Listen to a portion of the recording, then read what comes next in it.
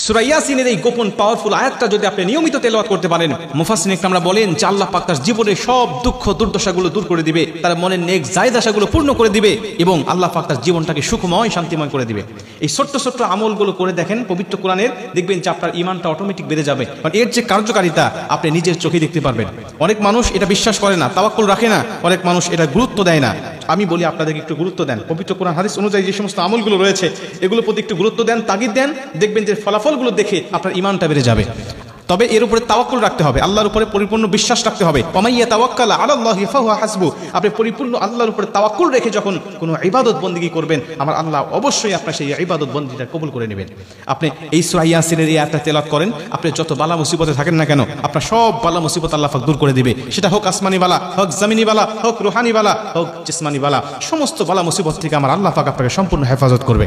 রাসূল সাল্লাল্লাহু আলাইহি ওয়াসাল্লামের ভাষ্যমত অনুযায়ী পবিত্র কোরআনের মধ্যে এমনও কিছু আয়াত রয়েছে যেগুলো ডাইরেক্ট ফলাফল দেয় এবং সেগুলো মানুষেরা নিজের চোখেই দেখতে পারে। তার মধ্যে এই আয়াতটাও আমি আপনাদেরকে বলতে পারি যে অন্যতম একটি আয়াত।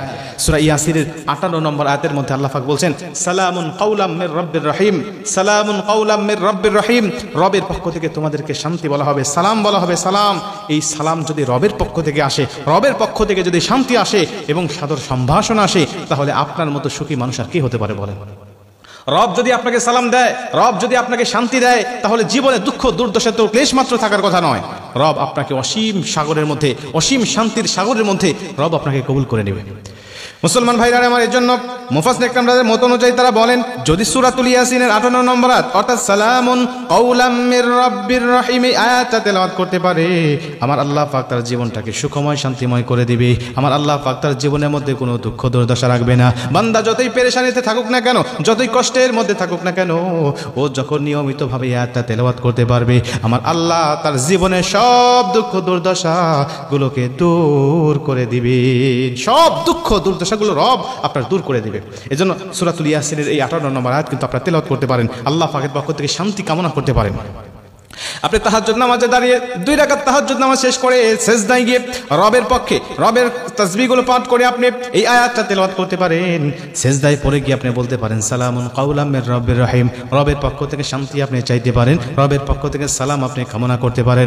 এই মুসলমান বন্ধু আমার, খুব মনোযোগ দিয়ে শুনে নেন, রব যদি আপনাকে সালাম দিয়ে দেয়, রবের পক্ষ থেকে শান্তি কামনা হয়ে যায়, আপনি যত পেরেশানিতে থাকুন না কেন, আপনার জীবনে কোনো পেরেশানি থাকবে না। যত দুঃখের মধ্যে থাকেন না কেন, আপনার জীবনে কোনো দুঃখ থাকবে না। যত কষ্টের মধ্যে থাকেন না কেন, আপনার জীবনে কোনো কষ্ট কিন্তু থাকবে না। এজন্য আপনারা এই আমলটা নিয়মিত করবেন। তবে শর্ত হলো অবশ্যই আপনারা এটা তাওয়াক্কুল রেখে আল্লাহর উপরে পরিপূর্ণ তাওয়াক্কুল রাখবেন এবং সব সময় পাক পবিত্র থাকার চেষ্টা করবেন, জবানটাকে পবিত্র রাখার চেষ্টা করবেন। জবান দিয়ে কখনো মিথ্যা কথা বলবেন না এবং গালিগালাজ বকাবকি এগুলো জবান দিয়ে কখনো বের করবেন না। আমরা অনেক আমল করি কিন্তু দেখা যায় আমাদের আমল কাজ হয় না। এর মেইন যে কারণটা সেটা হলো আমাদের জবানগুলো নাফাক হয়ে গেছে, জবানগুলো অপবিত্র হয়ে গেছে। এই জবান দিয়ে মিথ্যা কথা বের করতে করতে, এই জবান দিয়ে বকাবকি গালিগালাজ করতে করতে আমাদের জবানগুলো একেবারে আল্লাহ পাকের কাছে অপছন্দনীয় হয়ে গেছে। এর জন্য এই জবান দিয়ে আমরা যতই আমল করি, আমলগুলো কবুল হচ্ছে না।